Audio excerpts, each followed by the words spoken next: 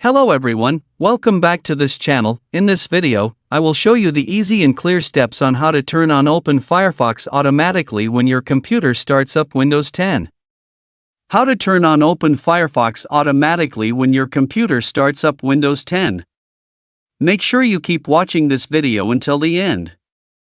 Let's get started right away.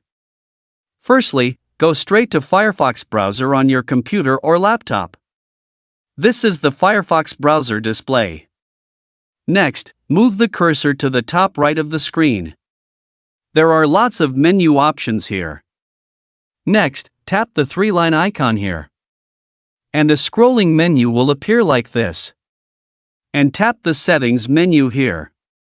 Now here you are in the Settings menu. Enter the General menu. Now here you are in the General menu. Tap to open Firefox automatically when your computer starts up. This feature allows Firefox to open automatically when the computer is turned on, so internet access becomes faster and more practical. So that's it, tutorial how to turn on Open Firefox automatically when your computer starts up Windows 10. Thank you for watching. I hope this video is useful. See you in the next video.